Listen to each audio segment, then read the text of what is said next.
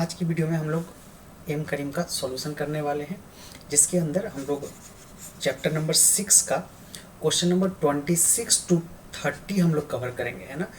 1 to 25 का solution already available है part 1 to 5 के अंदर, जिसका प्लेलिस्ट मैंने लिंक कर दिया है नीचे डिस्क्रिप्शन में, तो आप वहाँ से पीछे का सॉल्यूशन देख सकते हैं। इस वीडियो में हम लोग ये 26 to 30 का सॉल्यूशन देखने वाले हैं। तो 26 नंबर क्वेश्चन से शुरू करते हैं सॉल्व करना।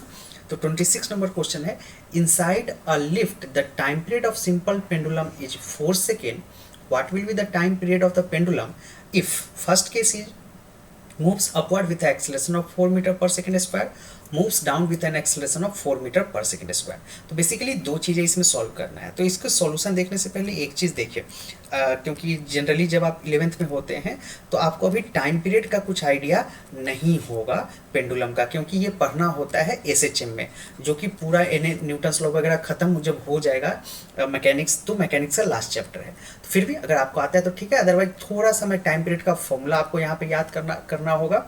जो टाइम पीरियड होता है उसका फॉर्मूला होता है 2 pi under root L by G. तो अभी आप फिलहाल इसको इस तरह से याद करके डायरेक्ट काम कर सकते हैं, अदरवाइज आपको आता है तो कोई इशू नहीं है ना, क्योंकि जनरली वो चैप्टर अभी तक पढ़े नहीं होते बच्चे। अब इसका मतलब क्या है, सपोज ये एक पेंडुलम है, तो ये पेंडुलम जो है अपना मोशन किस तरह से करता है, एक बार वो इधर की ओर जाएगा, है ना, और फिर वापस अपने ओरिजिनल पोजीशन पे आएगा जिसे मीन पोजीशन बोलते हैं, फिर वो इधर की ओर जाएगा और फिर वापस लौट के मीन पोजीशन पे आएगा।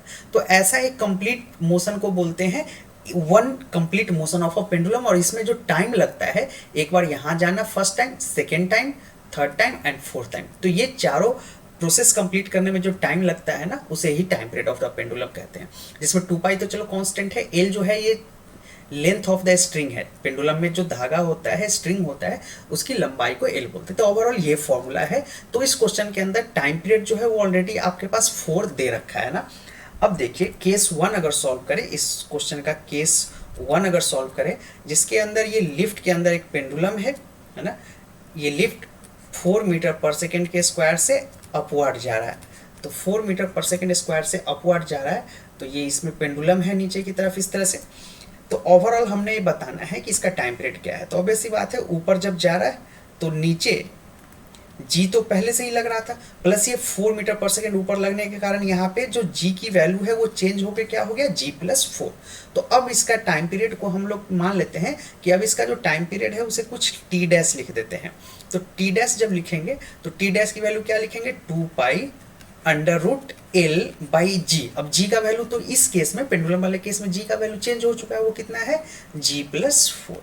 तो अगर इसको इक्वेशन 1 मान लेते हैं और इसको इक्वेशन 2 मानते हैं, तो हमने क्या निकालना है, time period of the pendulum दोनों ही केस में, यानी ये टी डैश की वैल्यू फाइंड करना है। तो कैसे करेंगे, तो सिंपल मैथ से कैलकुलेशन, यहाँ पे हम लोग दोनों इक्वेशन को आपस में डिवाइड कर लेते हैं।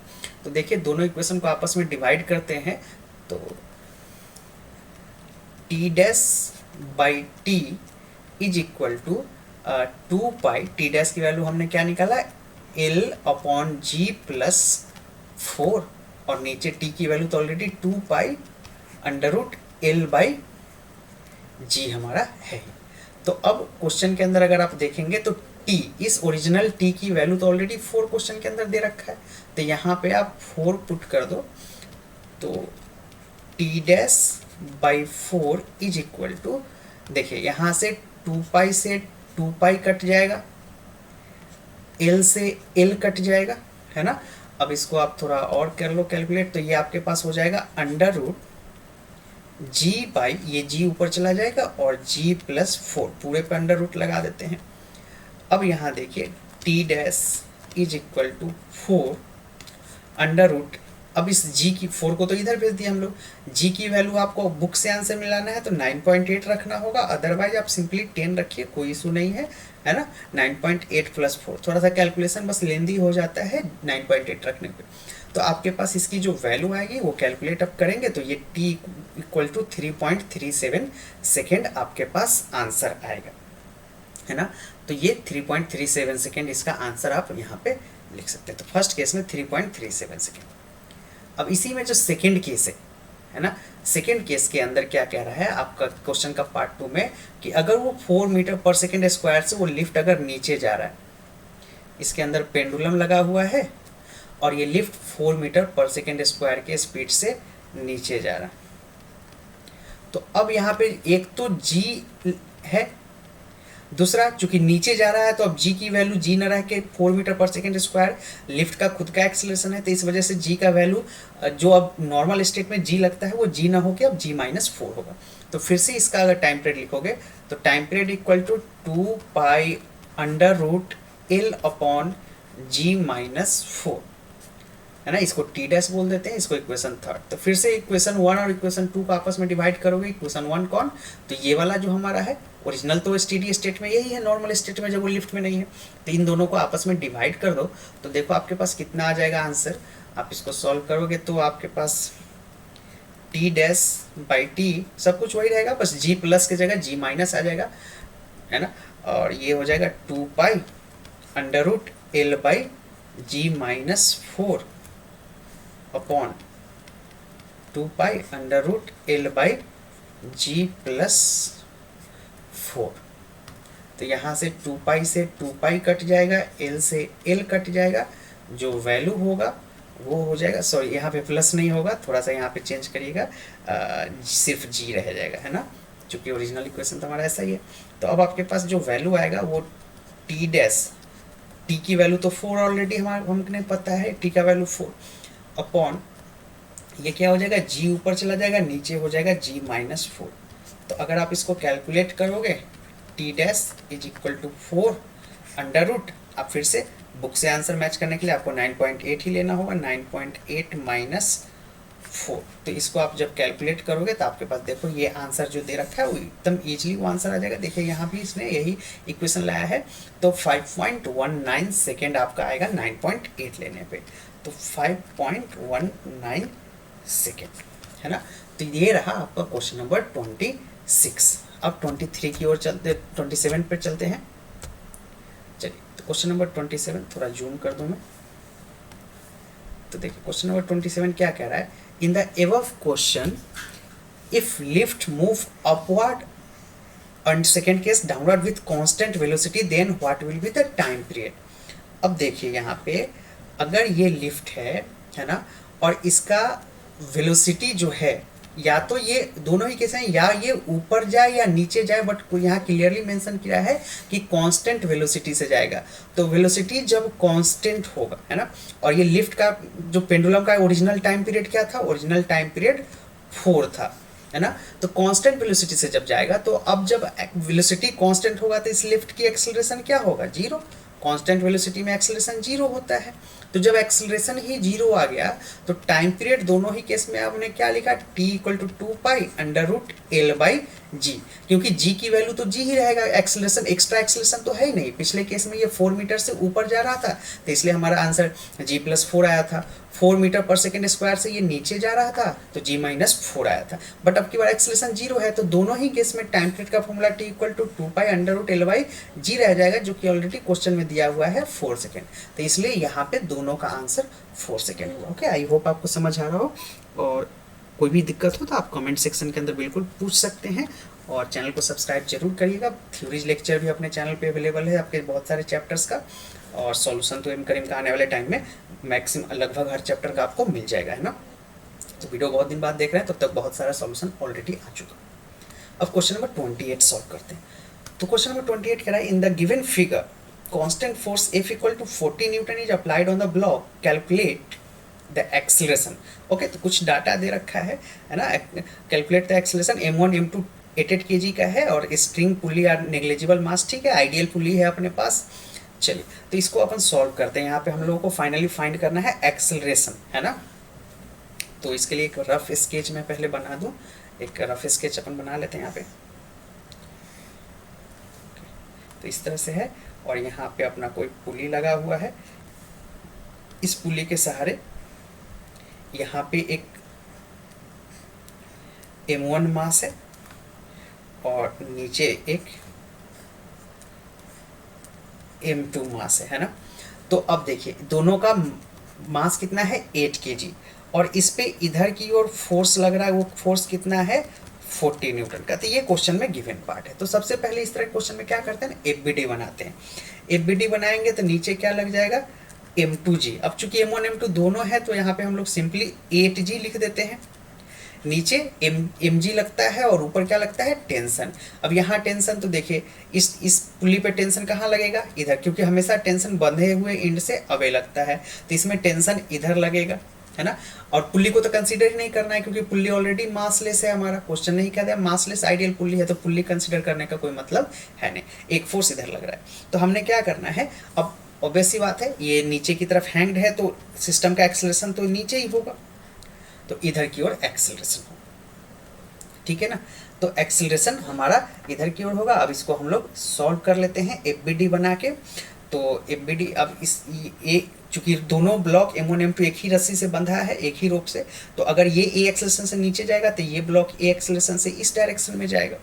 तो अगर आप M1 और M2 का एफबीडी बनाए, है ना, अगर मैं M1 की बात करूँ, M1 का एफबीडी बनाने की बात करूं तो M1 का एफबीडी देखिए जिधर एक्सेलरेशन होगा, है ना, उधर का फोर्स बड़ा हो जाएगा। तो हम क्या लिख सकते हैं T minus F1 is equal to M1A, जिसकी एग्जैक्ट वैल्यू अगर ले लें तो T माइनस F1 की वैल्यू 40 न्यूटन दे रखा है, 40, और मास M1 तो 8A, तो ये इक्वेशन नंबर 2 हो गया। इसी तरह M2 ब्लॉक के लिए अगर हम लोग बनाए M2 ब्लॉक के लिए, तो M2 ब्लॉक के लिए देखिए नीचे की ओर एक्सेलरेशन है तो ये 8G फोर्स बड़ा होगा, है ना। तो 8G minus T is equal to M2A। अगर M2 की वैल्यू पुट करें तो 8G minus T is equal to M2 कितना है 8 और ये A, तो ये इक्वेशन नंबर 2 है। अब दोनों में देखो T और T कैंसिल हो जाएगा, है ना, और T और T कैंसिल हो जाएगा। आपके पास 8G का मतलब ऑलरेडी कितना होता है 80 होता है। तो यहाँ देखिए अब कैसे निकालेंगे इसको, अगर सिंपली कैलकुलेट करें तो देखिए दोनों तरफ अगर हम लोग ऐड करते हैं तो ये कितना हो गया 40 और ये 80, तो इधर की ओर आपके पास हो जाएगा 40, है ना। 8G का मतलब तो ऑलरेडी 80 हो गया, equal to 16A acceleration is equal to 40/16, 2 से 8 टाइम या 4 से सीधा काट लेते इसको, 4 से 4 टाइम एंड 10 टाइम्स, 4 से ये 4 टाइम कट जाएगा, ये 10 टाइम कट जाएगा, है ना। तो ये कितना हो जाएगा 2.5 मीटर पर सेकेंड स्क्वायर, है ना, 2.5 मीटर पर सेकेंड स्क्वायर। तो देखिए आपका आंसर भी यही है 2.5 metre per second square toward right. अच्छा, एक और चीज़ आपके मन में ख्याल आएगा कि ये टुवर्ड राइट ही क्यों है, क्यों नीचे जाएगा, ये कैसे पता चलेगा। तो ये इसलिए पता चलेगा कि देखिए इस M1 ब्लॉक को, अब आप स्क्रीनशॉट रख लेना जहां भी जरूरत हो, इस M1 ब्लॉक को कोई आदमी है या कोई भी फोर्स है जो 40 न्यूटन से इधर खींच रहा है, बट वहीं पे ये भी 8 kg का है, तो इसको अर्थ का ग्रेविटी अपनी ओर खींचेगा। वो कितने से 8G से नीचे खींचा, मतलब mg का मतलब 8G, मतलब 80 न्यूटन से नीचे खींच रहा है। तो ऑब्वियस सी बात है 40 न्यूटन से इस साइड खींच रहा है और 80 न्यूटन से नीचे, तो जिधर बड़ा फोर्स होगा उधर ही ना बॉडी मूव करेगा। तो लार्जर फोर्स तो नीचे हो गया, तो इसलिए नीचे मूव करेगा। अगर सपोज यहीं पे आपका 100 न्यूटन होता है ना, इधर 100 न्यूटन, तो हम एक्सेलरेशन को इस डायरेक्शन में लेके फिर इस डायरेक्शन में करते, है ना। तो ये आप ध्यान रखिएगा, क्यों टुवर्ड राइट ही हमने बोला है, इसके पीछे भी लॉजिक है। तो आप यहाँ पे लिखोगे टुवर्ड राइट, ओके। तो this is all about question number 29। अब हम लोग क्वेश्चन नंबर 28 सॉरी, अब हम लोग क्वेश्चन नंबर 29 की ओर मूव करते हैं। क्वेश्चन नंबर 29 क्या कह रहा है, in the above question what should be the value of F so that block M1 remain stationery. तो चलिए इस क्वेश्चन को सॉल्व करने से पहले आपको 28 नंबर क्वेश्चन तो अभी हमने बताया, तो इस क्वेश्चन में क्या कह रहा है, देखिए एक ऐसा ही है, अभी अभी हमने करा है पिछला क्वेश्चन। यहाँ पे ब्लॉक था M1, वो भी 8 kg का था, इसको 40 न्यूटन से नीचे खींच रहा था।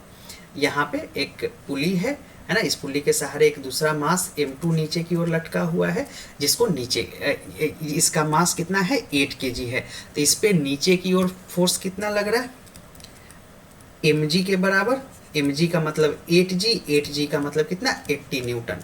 तो क्वेश्चन आपसे कह रहा है कि F का वैल्यू, ये जो F है पिछले क्वेश्चन में तो 40 दे रखा था, है ना, लेकिन अब पूछ रहा है कि इधर की ओर इसको कितने फोर्स से खींचा जाए कि ब्लॉक स्टेशनरी रहे। तो जरा देखो, कोई अर्थ का फोर्स जो है, दोनों तो एक ही स्ट्रिंग से बंधा है ना, तो अगर अर्थ का ग्रेविटी के कारण ये नीचे 80 न्यूटन से जा रहा है तो हमने इसको होल्ड करके रखना है, अपनी जगह स्टेशनरी अगर रखना है तो किसी ना किसी को इस डायरेक्शन में कितना फोर्स लगाना होगा, एटलीस्ट 80 न्यूटन तो लगाना होगा, तभी ये स्टेशनरी रहेगा, है ना। तो स्टेशनरी रहने के लिए 80 न्यूटन, 80 से ज़्यादा होगा तो फिर ये ऊपर जाएगा, 80 से कम होगा तो ये नीचे आएगा, जैसा कि पिछला क्वेश्चन में हमने देखा।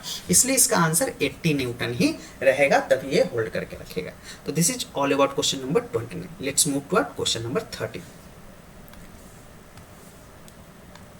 क्वेश्चन नंबर 30 है, अच्छा 30 भी सेम पिछले वाले से ही आंसर देना है ना। देखिए, in the above question what should be the value F so that m1 moves toward left with an acceleration of 2.5 metre per second square. चलिए फिर से उसी स्केच को बनाते हैं हम लोग।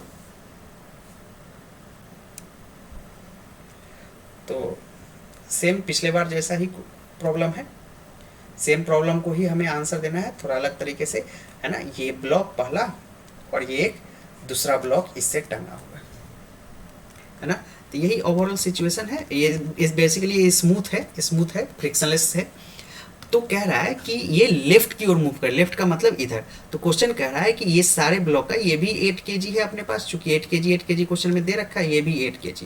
तो इसका एक्सेलरेशन जो है वो 2.5 मीटर पर सेकेंड स्क्वायर हो, इसके लिए इसको कितना फोर्स से इधर खींचा जाए ताकि ये पूरा एक्सेलरेशन। तो ऑब्वियस सी बात है, अगर ये ब्लॉक 2.5 मीटर से चल रहा है तो ये ब्लॉक को भी 2.5 मीटर, क्योंकि एक ही स्ट्रिंग से बना है, इसका भी acceleration 2.5 metre per second square होगा अपवर्ड डायरेक्शन में। तो अब हम लोग नीचे की ओर फोर्स लगाए तो नीचे फोर्स कितना लगेगा, mg का मतलब 8g, 8g का मतलब 80 न्यूटन। ऊपर क्या लगेगा, टेंशन। इस ब्लॉक की बात करें तो एक एफ फोर्स तो इधर लगेगा, इधर क्या लगेगा, टेंशन। तो हमने क्या बनाना होगा, एफबीडी, है ना। तो इसका एफबीडी बना लेते हैं पहले। इस ब्लॉक का एफबीडी अगर बनाओगे तो जिधर एक्सेलरेशन उधर का फोर्स बढ़ा, तो एफ, अब ये फोर्स बड़ा है एफ, तो हम लोग कैसे लिखेंगे equation, F minus T is equal to M A, यही लिखते हैं एम ए। तो M1A, ये हमारा M1 ब्लॉक था, है ना, ये हमारा M2 ब्लॉक था, M1A पहला इक्वेशन, है ना, पहला इक्वेशन। अब इसको थोड़ा रीराइट करें तरीके से, तो F की वैल्यू तो हमने फाइंड करना है, T हमने पता नहीं, M1 की वैल्यू कितना है, M1 8 है और एक्सेलरेशन 2.5 है, तो कितना हो जाएगा, ये 20 हो जाएगा क्या, 16 एंड 4, ओके, तो ये 20 हो जाएगा। तो ये इक्वेशन नंबर 1 हमारा रहा। इक्वेशन 1 को ही हम लोग रीराइट करें। अब इस M2 के लिए अगर बनाएंगे तो देखिए M2 में एक्सेलरेशन कहाँ है, ऊपर, तो इसमें बड़ा फोर्स कौन हो जाएगा, T, जिधर एक्सेलरेशन उधर का फोर्स बड़ा, minus AT is equal to M2A, इसको इक्वेशन नंबर 2 बोलते हैं। इसी को अब हम लोग रीराइट करें तो T को T रहने देते हैं, T minus AT is equal to M2 कितना है, M2 8 है ना, M2 की वैल्यू 8 है और एक्सेलरेशन 2.5, तो इसको भी मल्टीप्लाई आप करोगे तो कितना आ जाएगा, 20 आ जाएगा। तो इसी इक्वेशन को बस हमने रीराइट किया है यहाँ पे। तो अब इसको अगर हम लोग थोड़ा ऐड वैड करें तो देख लेते हैं क्या आ जाएगा। T से T चला जाएगा, आपके पास जो आंसर आएगा वो होगा कुछ F minus AT is equal to 40, F is equal to 40 plus AT, F is equal to 120 newton. तो 120 न्यूटन इसका आंसर आपका दे रखा है। तो ये रहा क्वेश्चन नंबर 30 तक का सॉल्यूशन। तो चैनल को सब्सक्राइब जरूर करिएगा, आने वाले टाइम पे आपको और भी सॉल्यूशन मिलेगा। ओके, तो बेल आइकन भी दबाइएगा और वीडियो लाइक जरूर करिएगा। Thanks for watching.